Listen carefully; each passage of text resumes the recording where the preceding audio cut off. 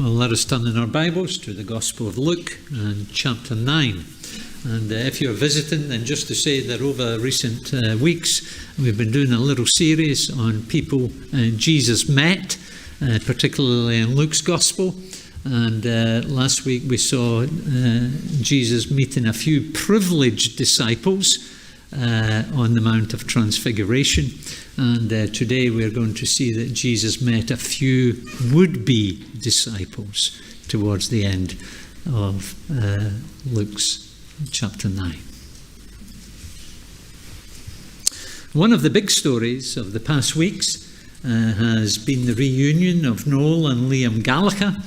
The result being that there'll be a series of Oasis concerts next year. I don't know whether you've bought a ticket for them, but what very quickly became an even bigger story than the reunion was the prices for those tickets for those concerts. Although originally on sale for £135, people ended up paying as much as £350, and that was via the official ticketing route. Unofficially, well, with 10 million people apparently from 158 countries desperate to get tickets, they were soon being sold on the internet second hand. They were soon being sold for anything up to £6,000.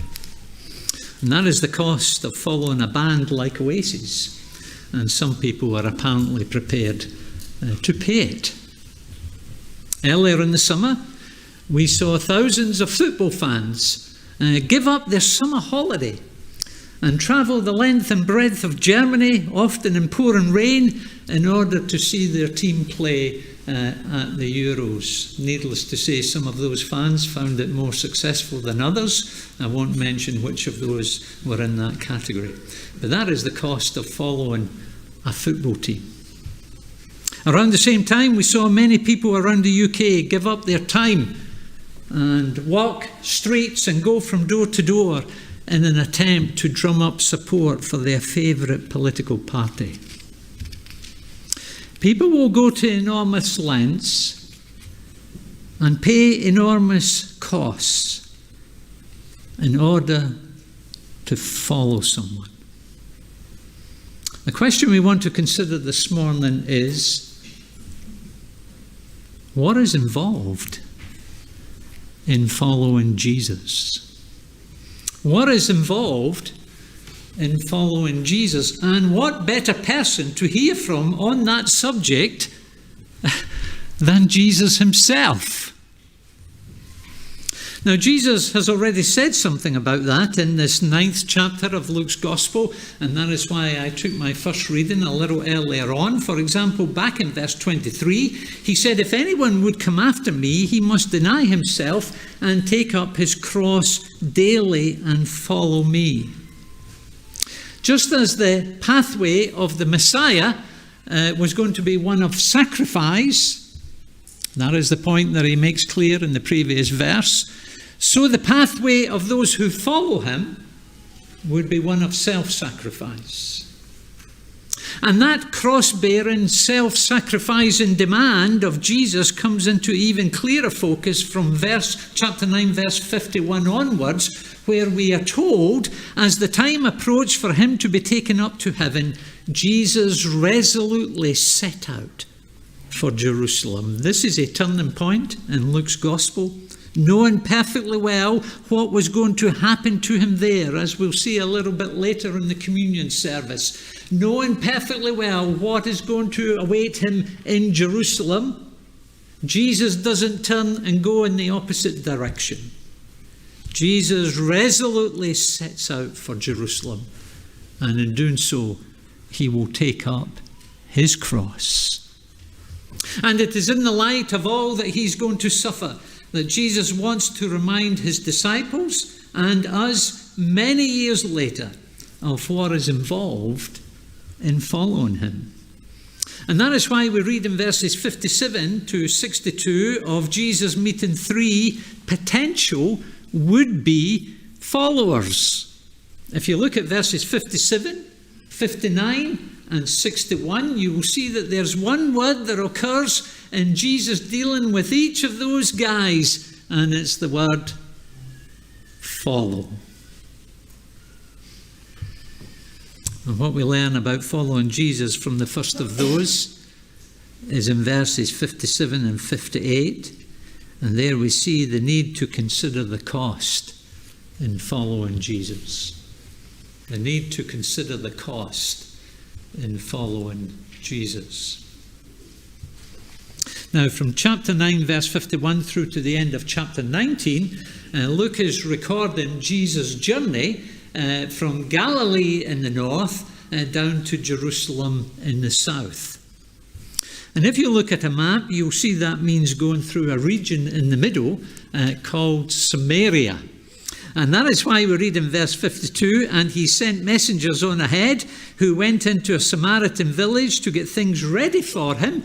But the people there did not welcome him because he was heading for Jerusalem.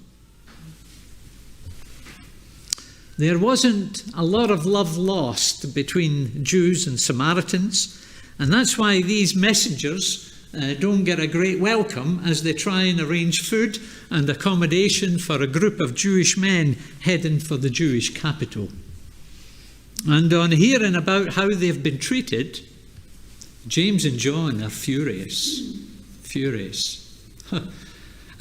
How dare those people treat our Jesus? How dare those people treat our Christ, our Messiah? How dare those people treat God's Messianic King in that way? They're so annoyed that they ask Jesus in verse 54, Lord, do you want us to call down fire from heaven to destroy them? Now, in one sense, it was commendable that James and John should be upset by how people were treating the Christ. And they may even have thought that they had an Old Testament precedent for doing so in the prophet called Elijah for responding in such a way as recorded in 2 Kings chapter 1. But what their response also reveals is that they haven't quite understood what Jesus' Messiahship means for Jesus. They still think that Messiahship automatically means popularity and prestige, both for Jesus and for those who follow him. That's why the response of those Samaritans comes as such a shock. And that's why we read in verse 57 of a man coming to Jesus and saying, I will follow you wherever you go. And what was Jesus' response to the man?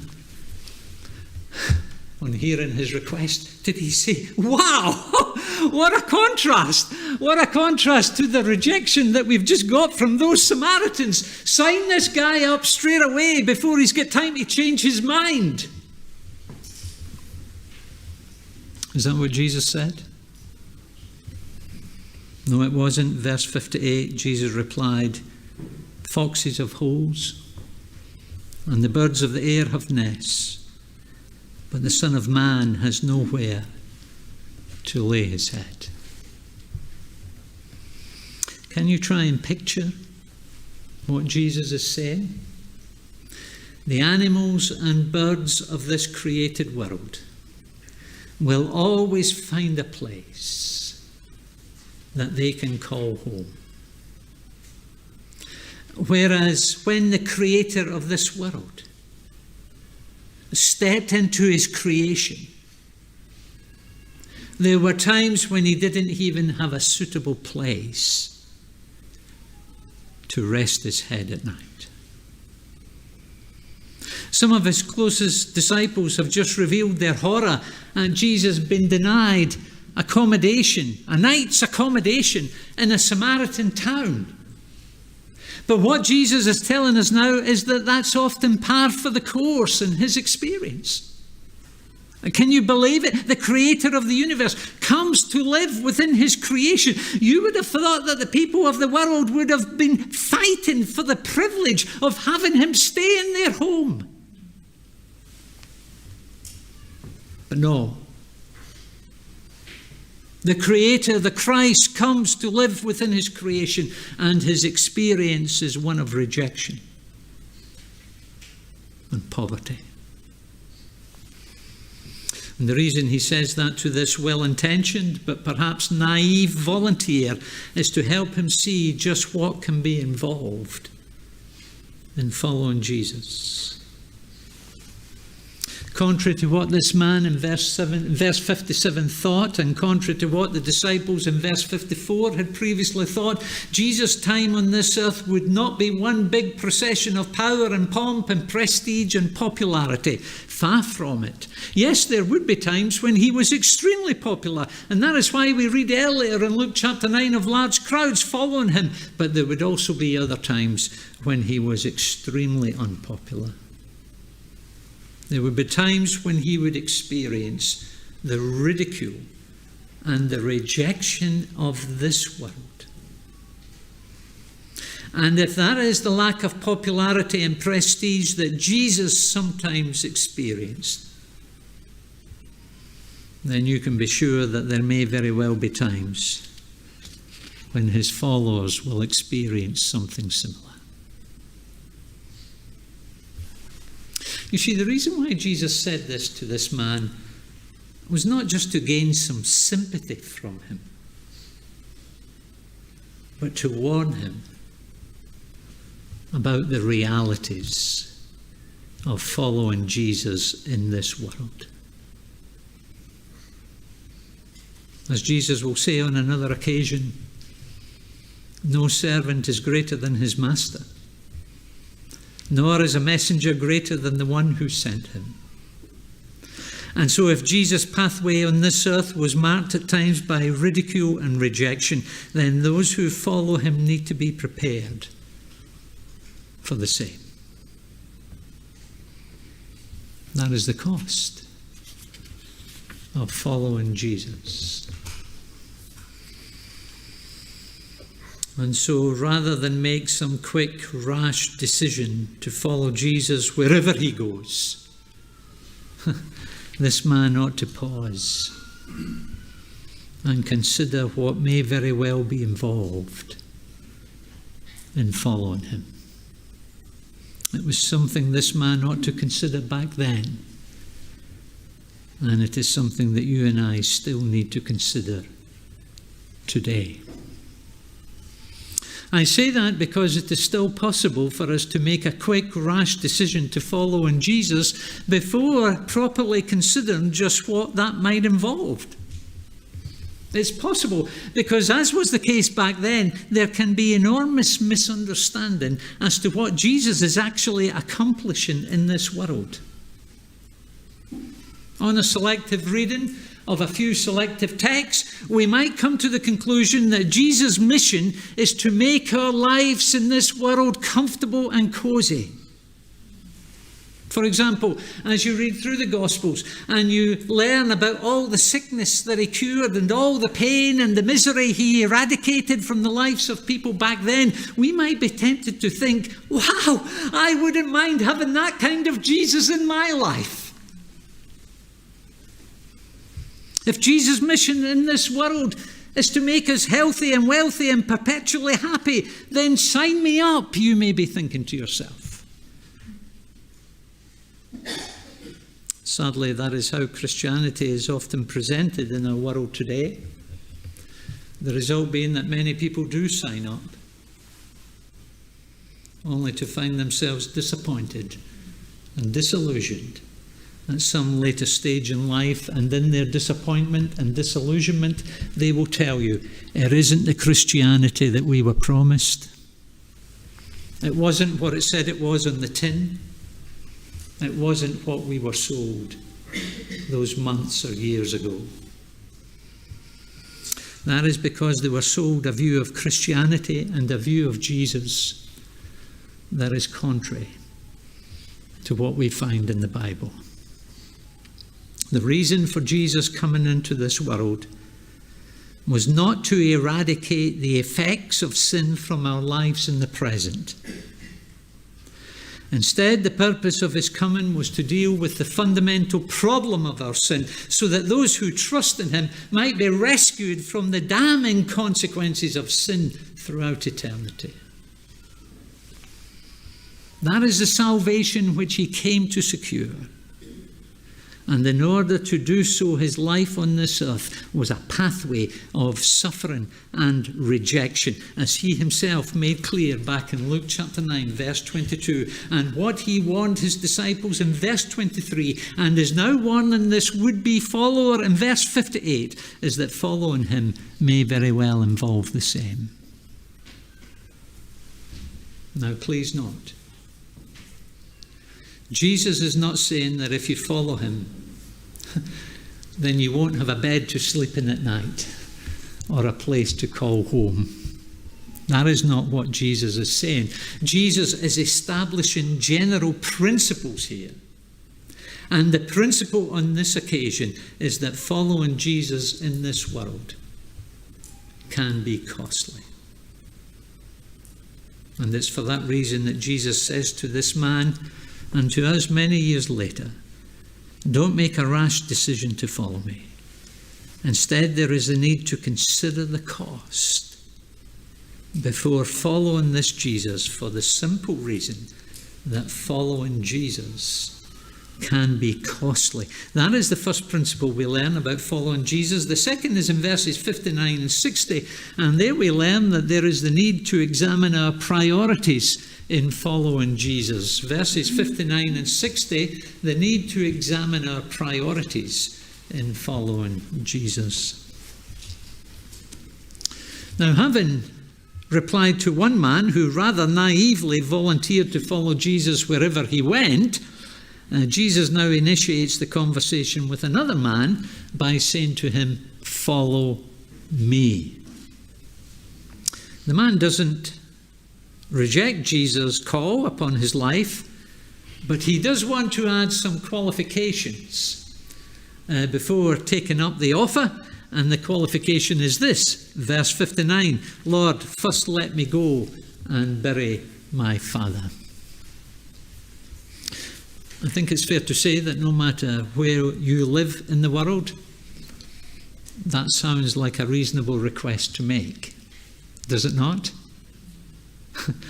Any son would want to fulfill his responsibility by burying his father in a decent and dignified manner. And however much that is true for us, it was apparently more so within first century Jewish society.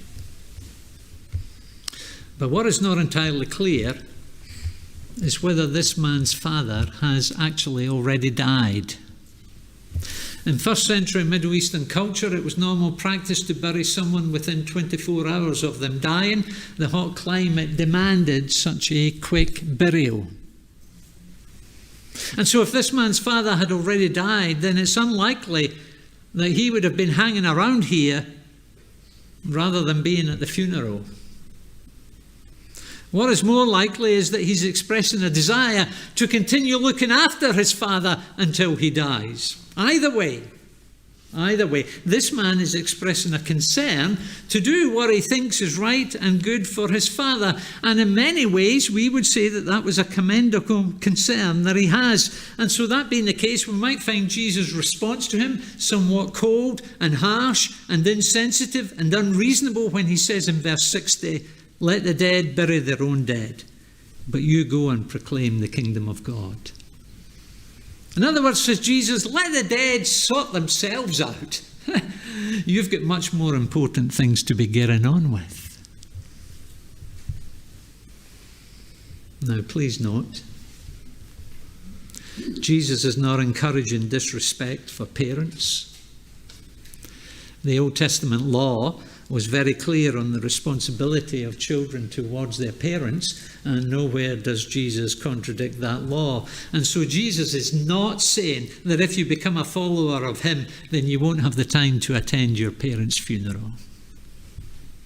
That is not what Jesus is saying. What Jesus is doing here, as in the previous conversation, is he's presenting us with a rather extreme scenario in order to highlight a general principle. And the principle on this occasion is that if we are going to follow Jesus, then Jesus must become the number one priority in our lives.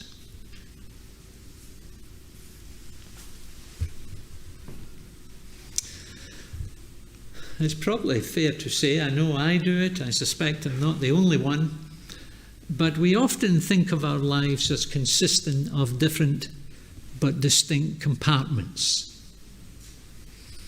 For example, there will be a working compartment to our lives, or if you're a little bit younger, it might be an academic compartment, or if you're a little bit older, then it might be a retirement compartment. At the same time, there will be a family compartment.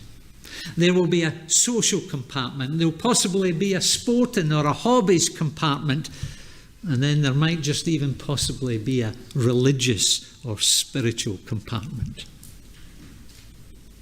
And we perhaps think that becoming a Christian fills up that religious or spiritual compartment within our lives, but doesn't interfere too much with the other compartments that I've mentioned. Well, if that is what we think, then it would suggest that we've never really understood what is involved in becoming a Christian, a follower of Jesus Christ. You see, becoming a Christian, it's not like taking up a new hobby. Becoming a follower of Jesus is not merely creating a new compartment within our lives or even filling up an existing empty compartment. Becoming a Christian is not like that. For the simple reason that Jesus cannot and will not be restricted to a compartment within our lives. Instead, becoming a Christian is recognizing Jesus' right to rule and to reign throughout our entire lives. Becoming a Christian is submitting to the authority of King Jesus in every area and aspect of our lives.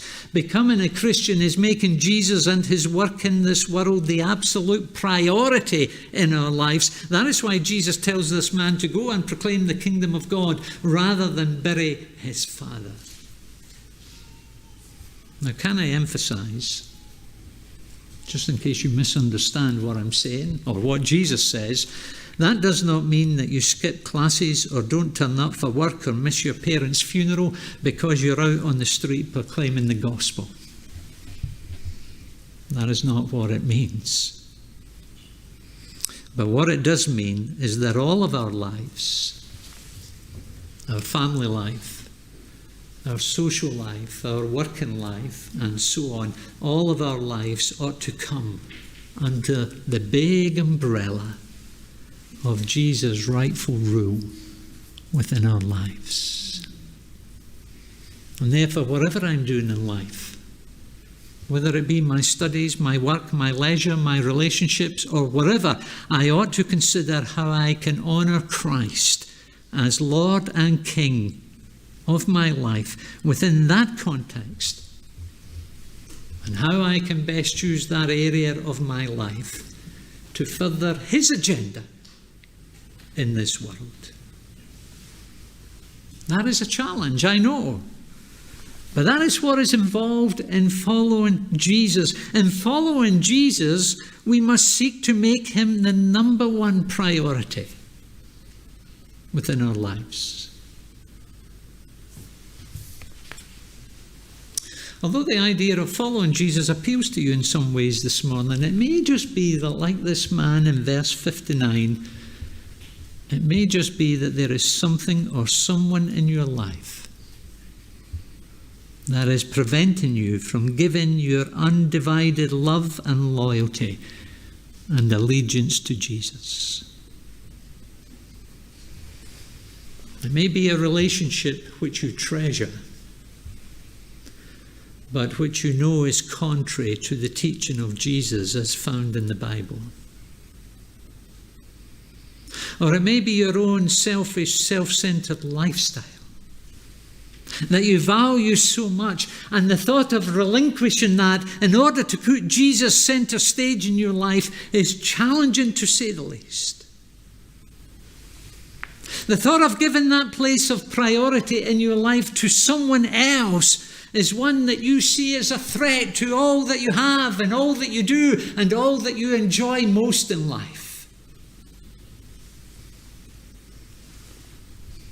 If that is the case, then listen to Jesus' challenge to this man in verse 60. And ask yourself whether your other loyalties in life, whatever they may be, some of them perhaps perfectly legitimate within themselves, but you have to ask yourself whether your other loyalties in life have really become your idolatries in life.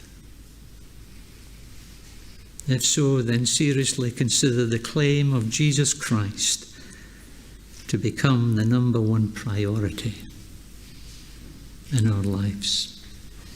That is the need to examine our priorities in following Jesus. The third thing we need to learn about following Jesus is in verses 61 and 62, and there we see the need to retain an undivided heart in following Jesus.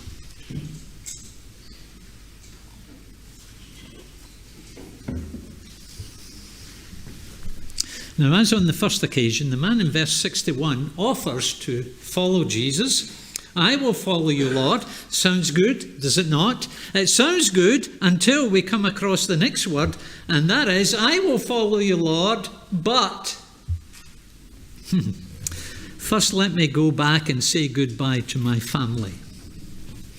Now, yet again, it seems like a reasonable request the man is making prior to going on holiday, prior to leaving home for university, prior to going out to work in the morning or whatever. We all like to make a point of saying bye to those family members that we are leaving behind.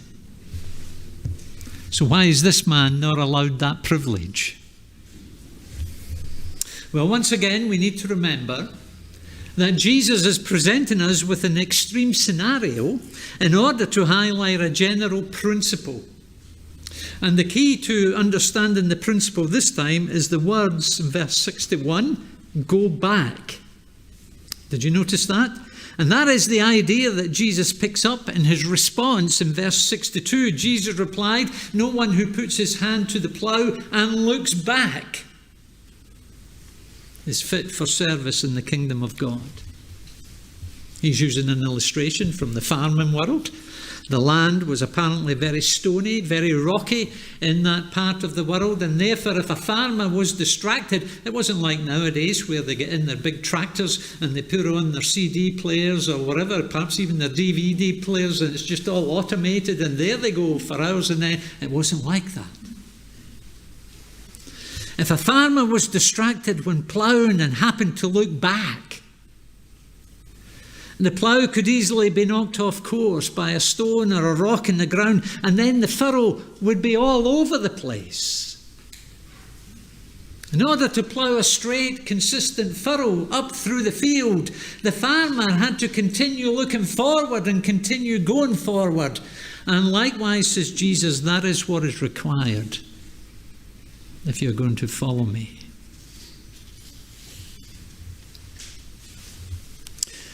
You see, following Jesus is not a summer job. It's not something that we do for a few months or even a few years and then return to our previous way of life. No, following Jesus is a lifelong commitment. And therefore, once we begin to follow Jesus, we mustn't allow anything in life to distract or divide or destroy our loyalty to him, nor even those people and those things which are closest and dearest to us. And that is why Jesus uses the illustration of family once again. Having begun to follow Jesus, we mustn't allow anything or anyone in life to draw us back to the way of life or to the priorities in life which we had prior to following Jesus.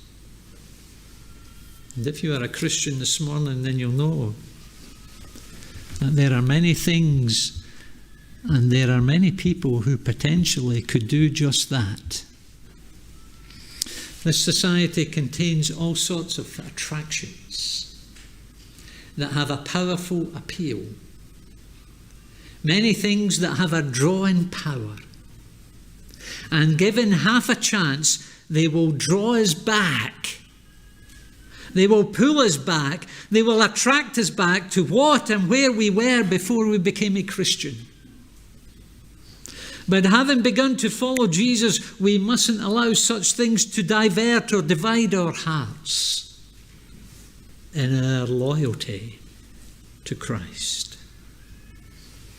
Instead, we must maintain an undivided heart in following Jesus, continually reminding ourselves of who he is and what he has done for us. As I said earlier, it was known perfectly well that what was ahead of him, knowing perfectly well that he willingly left the relative safety and security of Galilee and made his way to Jerusalem. And let us never forget that it's only because he did so that we have become followers of Jesus in the first place. It's his death for our sins that has brought us pardon and forgiveness and reconciliation with God. It's only because he died for us that we are able to live with him. Live for him.